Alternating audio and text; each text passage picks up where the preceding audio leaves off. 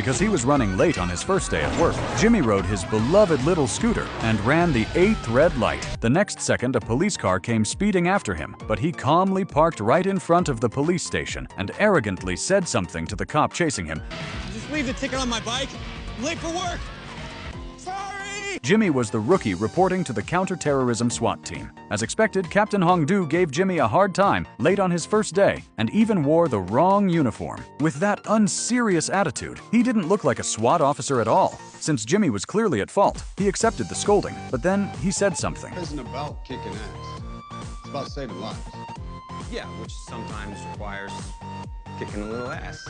And honestly, what he said kind of made sense. The 20th Counterterrorism Squad had a mission today to maintain order in a black neighborhood. But this wasn't just a simple protest, because yesterday, a white SWAT officer accidentally shot an innocent black civilian while chasing an arms dealer. The black community was outraged. Leading the protest was the victim's cousin. Just as he was giving a speech, someone nearby was suddenly shot dead. The scene erupted into chaos. Then a police officer was also shot and killed. Very quickly, Hongdu pinpointed the sniper's general location. Jimmy charged straight through the bullets. Even the rooftop sniper was caught off guard, but by the time Jimmy and the others reached the rooftop, the shooter had already escaped. Of course, they got chewed out. Jimmy felt wronged. Yes, I was trying to get to the shooter before he got away. By running through the middle of the park with no cover. I got here before anyone else, didn't I?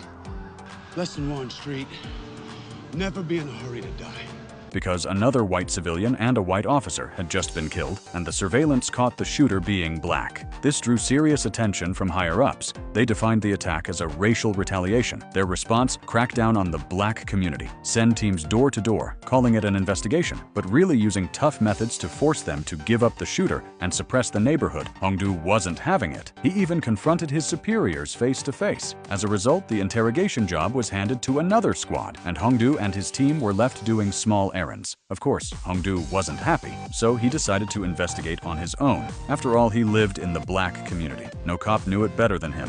First stop was the barbershop at the edge of the neighborhood. Those ladies, they were basically intelligence experts. There was nothing they couldn't figure out just by gossiping together, as long as Hongdu flirted a little. Soon they got a lead on an abandoned car yard. The owner, a bearded man, was very unfriendly. He seemed suspicious, but without proof, Hongdu couldn't connect him to the sniper. And right at that moment, a call came through on the radio. Another squad needed backup. Turns out, the squad doing door-to-door checks had stirred up big trouble. They pinned down a few so-called bad kids, which sparked a protest from the crowd. Luckily, Hongdu showed up in time and vouched for the kids, promising they wouldn't be harmed. Only then did the crowd calm down. But then the TV station got an anonymous threat. Someone said they would kill 2 black children right outside a school in the neighborhood. Clearly, this was revenge for the black sniper killing a white cop and civilian. So the higher-ups had no choice. They assigned the SWAT team to guard the school around the clock. And just then, the cousin had a change of heart. He approached Hongdu. He was scared, didn't want anyone else to die.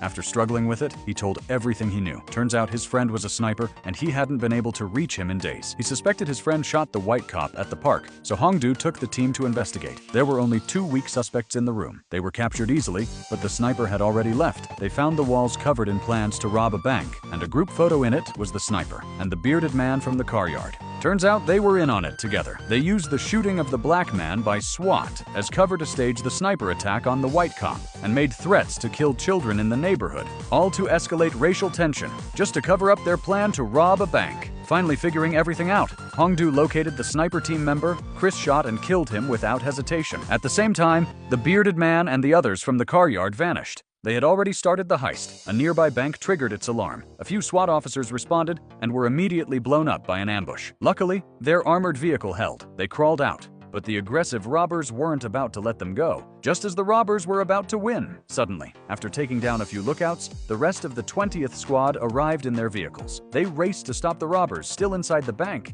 and that wild drift. Who else but Jimmy? Of course it was him. The final 3 robbers had already finished the robbery and were planning to escape. Ever heard of a real American-style boat chase? Well, Professor Jimmy gave the old SWAT officers a live lesson. Street! Street! Then the team opened fire on 2 of the robbers, but they were fully armored. It was like tickling them. So in the end, they had to fight hand to hand. Took down the 2 suspects. The toughest one, the bearded man, was left to Jimmy. They fought round after round, neither gaining the upper hand. Just when the bearded man was about to shoot Jimmy, Hongdu appeared out of nowhere, and that finally brought the whole incident to an end.